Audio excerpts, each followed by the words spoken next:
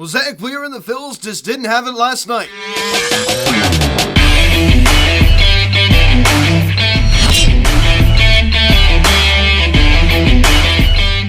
Yo, what is going on, everybody? Welcome to Phillies Hot Media. To recap last night's second game of the World Series between the Philadelphia Phillies and the Houston Astros, as the Phillies lose 5-2 to the Astros as they drop the second game of this World Series, as the series is now tied at 1 game apiece.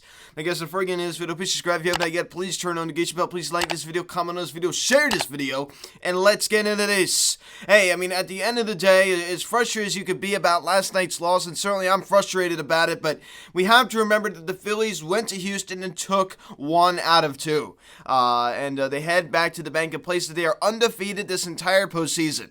Of course, it's going to be hard to keep that going, especially against this opponent, but it's still something to be proud of. But last night, the Phillies just didn't show a lot of fight. They just got totally outmatched by Framber Valdez. I mean, he certainly was pitching a good game last night. Of course, there was some suspicion there with him, rubbing his wrist and, touching his arm. Who knows? I mean, none of that's, definitive. None of that's, proven. But, I mean, some people, alleged him of maybe having a substance there. I mean, who knows? Major League Baseball, I mean, I definitely think maybe they should look into that. The bottom line is that this offense just didn't produce last night at all. And Zach Wheeler just wasn't sharp. I mean, to start out the ball game, 3 straight doubles. I mean, just hanging pitches over the middle part of the plate, it just was not a good start. Not a good start. Despite this team really having a good amount of comebacks this entire postseason, from coming back down 5-0 the night before, in that San Diego Padres series being down 4-0, etc. It's hard to do that all the time. I mean, more often than not, if you just keep putting yourselves in those kind of situations, then it's not always going to work. I mean, most of the time, I probably won't. So it's not a good start to the ball game. So we pick up the scoring summary here in the bottom of the first inning. Jeremy Pena on the second pitch of the ball game doubles on a sharp ground ball to left field. It gets in there, past the diving out, boom. Jose Altuve crosses the plate. And just like that, it's 1-0 Houston. In the words of Joe Davis, they didn't waste any time. They were coming out swinging off of Zach Wheeler, and you should have seen the look on Zach Wheeler's face. It's like, you got to be kidding me.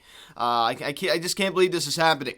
Certainly was a stunner, for Zach Wheeler, the guy that's had an amazing postseason. I mean, honestly, his worst start prior to this in the postseason, honestly, wasn't even that bad of a start, was the 3-0 loss, the second game of the division series in Atlanta. I mean, that's pretty much what comes to mind as the second the worst start here in the postseason for Zach Wheeler. Of course, last night was his worst. Then we pick it up here in the same inning. On the very next pitch, Jordan Alvarez up at the plate as he doubles on a fly ball to center field. Jeremy Pena comes around and scores. Alvarez, third double here in the postseason. Now 2-0 Astros. The Astros were just all over Zach Wheeler. But honestly, I mean, these were not good pitches at all. These were not good pitches. It wasn't like the night before when Aaron Nola was still making good pitches, and the Astros, you got to give him credit anyway. I mean, whether it's a good pitch or not, I mean, the Astros were taking advantage of mistakes from Zach Wheeler, and they were able to battle against Aaron Nola really well. I mean, last night, I definitely would say that Aaron Nola definitely had a better start than Zach Wheeler. That's just my opinion. He was making better pitches. He was putting them where he wanted to more, and I think that, Aaron Nola, his start was a little bit more unlucky. Zach Wheeler, I definitely think he had the worst start of the two. That's just my opinion. So, I mean, these weren't even good pitches. They were just hanging over the middle part of the plate. Even if the Washington Nationals were up there, they'd probably be doing something. I mean, these were just not good pitches. Not to take the credit away from the Houston Astros. I'm not saying that at all. I'm not trying to take it away from them at all, but oh my gosh, it's just frustrating. You only pick it up here in the same inning. Yuli Gurriel hits a ground ball to Emmanuel Sosa at short.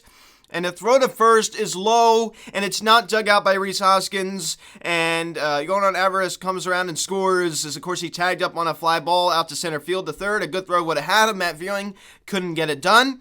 There you go, comes back and bites it. Now 3-0 Houston. So Bryson Stott, first of all, Bryson Stott would have made that play, 10 times out of 10 in my opinion. Emmanuel Sosa, he was brought on board for his defensive ability at the trade deadline from the St. Louis Cardinals, and honestly, he's been a disappointment as a defender. I don't think that's any secret. It shouldn't be any secret to any of us Phillies fans. He does it again, right? And another error, and I'm going to go a little bit on Rhys Hoskins. I'm sorry. I understand that some people, may think that I'm a little bit too hard on Rhys, but I'm going to say it.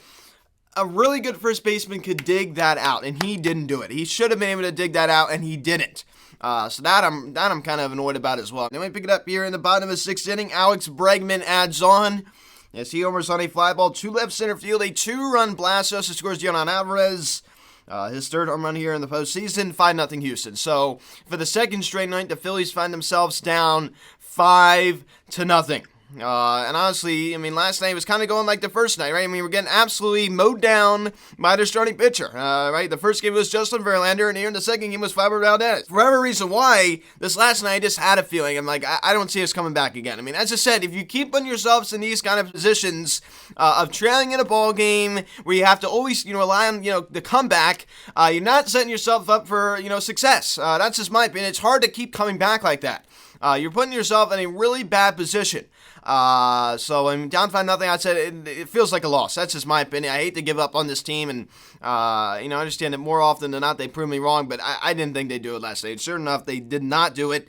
So of course that would be the final 2-run score for the Houston Astros, but that certainly was enough for them. Let me pick it up here in the top of the 7th inning. Gene Segura up at the plate as Nick Castellanos was at third. Of course he doubled and then moved up to third with 1 out. Gene Segura hits a sacrifice fly out to the left. Nick Castellanos comes around and scores as he tags up from third. The Phillies go to board now 5-1 ball game. So I'm glad we got to avoid the shutout. Of course, we'd get one more, but it's a nice fundamental baseball there from Gene, the hit machine, to score. Nick Castellanos, very well executed fundamentals right there. And pick it up here in the top of the 9th inning. Brandon Marsh reaches on a fielding error from Yuli Gurriel. I mean, that's a play that should have been made, right past the glove.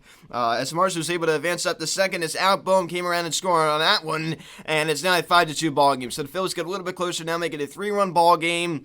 So error there from the Houston Astros does cost them a run, but it does not cost them this game as they go and win by that score. 5-2 Houston. They take the second game of this World Series and even it up at 1 game apiece. So I'm frustrated. I am frustrated. We have Zach Wheeler on the mound, who's been amazing this entire postseason. We're having a lot of momentum coming back from last night's game, coming down from 5-0 and winning 6-5. I thought we'd win last night. I said it in the video yesterday morning. I said, I think we will win tonight, and we didn't. That's just how baseball goes sometimes. Now, I'm not stating my predictions, to the public, but I mean, I actually predicted that we'd lose the first game in the World Series 5-2. We ended up losing the second game 5-2. So, I did kind of see a loss like this coming where the offense was flat and we were just getting outmatched. You have to remember, we're going against Fabio Valdez. I mean, because we all know what kind of regular season he had. He was incredible. And we're in the World Series. We're not facing the Washington Nationals. We're not facing the Miami Marlins. We're in the World Series. We all have to remember that because it's hard because we're not used to being in this position. We are in the World Series, ladies and gentlemen. This isn't the regular season. We're going against really good teams. Look what we did to Justin Verlander. Of course, we all know how good he is. And Zach Wheeler, he just wasn't very sharp last night. And that is okay. Certainly it's frustrating, but it is what it is. Kyle Schwarber out of the leadoff spot collects a single, and he also was able to draw a walk. Pretty productive night last night out of Schwarbs. And Rhys Hoskins also collects a knock last night as well and draws a walk. Kind of a similar stature to Kyle Schwarber's in last night's ball game. And JT Muto also collects a single last night as well and strikes out 2 times. And Bryce Harper, a rough performance as he goes down, strikes once as well. Not much out of him. Very, very quiet. And as I said, it is what it is. And that's when you have to have other guys step up and do something. And I think they tried to do it. Of course, Nick Castellanos with that double, and he also scores on the sac fly. I mean, he had a pretty decent night. I'll give him that. And Alec Boehm also collected a double last night as well. His 5th here in the postseason. He also was able to work out a walk. Pretty productive night out of Alec Boehm and Nick Castellanos. So give him that. And Gene Segura also collecting a knock last night as well and scoring the first run of the ball game for the Phils on the Nick. And Gene Segura. Also collecting knock last night as well, driving in the first run of the ballgame for the Phils. Of course, scoring Nick Castellanos on his sac fly. And Matt Vierling gets a start out in center and goes hitless and 2 chips to the plate as he got the start out there. Brandon Marsh was brought in later in the ballgame, but Matt Vierling, Yunel Alvarez, not a fast runner at all. Not a fast runner at all. There's a fly ball hit out to center field. I mean, what a horrible throw that was. I don't mean to get on him, but that was not a good throw. It's just like, seriously, that's your throw? Thankfully, Zach Wheeler was backing up third because the throw went past Alec Boehm and Zach Wheeler was right there. That is why you back up third base. So that was a very smart play by Zach Wheeler. I mean, that's his protocol. That's what you do. in a situation like that. Even you back up third. And Emilio Sosa gets to start at short and also goes hitless as well. Of course, Bryson Stott was later brought in to pinch hit and take over at short, and he struck out in his only trip to the plate. But Emilio Sosa costing the Phillies a run. And I tell you, that was a nice scoop at short. I'll give him that. The throw was low, and it couldn't be dug out by Rhys Hoskins. That is certainly Emilio Sosa, but I go back to Rhys Hoskins again. You tell me you can't dig that out. Ryan Howard would have made it dig that out. Ryan Howard was so good at digging out throws to first base that were low. He was so good at that. He was no way a good defender, but Ryan Howard was really good at scooping balls out of first base. I'll definitely give him that. And Rhys Hoskins, certainly not as good in that category. That is for sure. So the Phillies collect only 6 hits last night as a team. They walked only 4 times, strike out 11 times. So we're out hit 7-6. So this offense certainly was outmatched by Fauber Valdez, that is for sure. You can take a look at Zach Wheeler's start, 5 innings, 6 hits, 5 runs, only 4 of them are earned, right? That error from Emilio Sosa, 3 walks and 3 strikeouts. So he just wasn't sharp last night. His ERA now jumps up to 2.67. So it's frustrating. And as Todd Zielecki said, as Matt Gallup said, and it's true, this entire postseason, for the most part, except for that one game in San Diego for Aaron Nola, and maybe you could argue that second game of the division series against Atlanta Braves in Atlanta, Zach Wheeler and Aaron Nola have pretty much been unstoppable. They really, really had. They've been very good. They've been very reliable. And last night, and the night prior to last night, of course, on Friday night, you just saw that Aaron Nola and Zach Wheeler were vulnerable. In the World Series, they were hit hard. And that's a disturbing feeling. Our 2 best guys were hit hard by the Houston Astros, and that certainly it's just not a good feeling. Of course, you could say the same for the Houston Astros when it comes to Justin Verlander. Hey, we hit their number 1 guy pretty hard in Verlander, 100%, but not with Fauber Valdez. We were totally outmatched by that guy last night, and regardless of whatever thing was on his wrist or something, it was a little bit. He just kept rubbing his wrist, and I'm not the kind of guy that likes to make excuses. I'm not the kind of guy that likes to draw controversy. I'm not the kind of guy that likes to start trouble or something like that, or try to spark a discussion about baseless information. And I just think that is a little bit weird. We don't know all the details. We have to use critical thinking. We don't know all the details.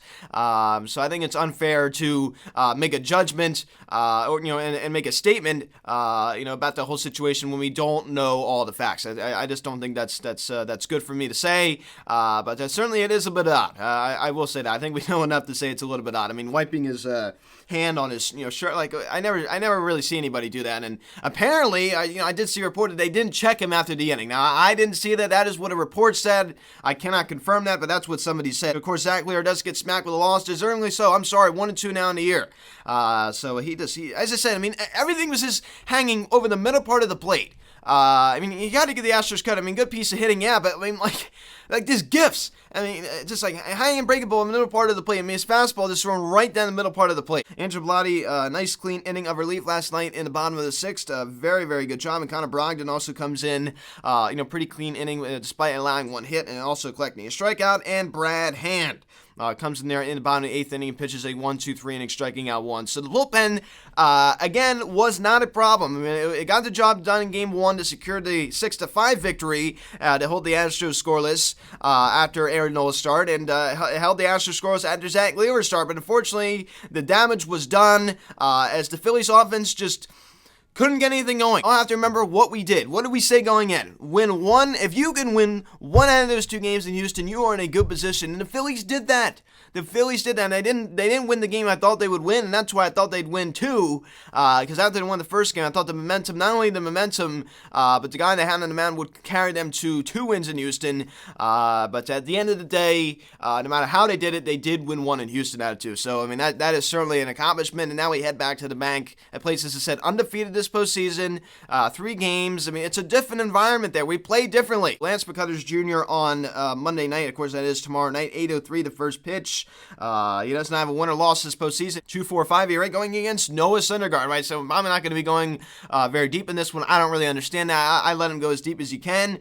Doesn't have a win or loss this postseason. A 1.69 ERA for Syndergaard. So guys, thanks so much for watching this video. Please subscribe if you have not yet. Please turn on the notification bell. Please like this video, comment on this video, share this video. Check out the social media link in the description section at Phillies Social Media, Instagram. Follow me on Twitter at Social Media. Card text 267-225-3292. Email me, PhilliesHouseMedia@gmail.com. So guys, thanks so much for watching. I'm Luke, and I'll talk to you. Let's go, Phils. bounce back. 8:03, of course, off day today, the travel day tomorrow night. Syndergaard and McCullers Jr. See you.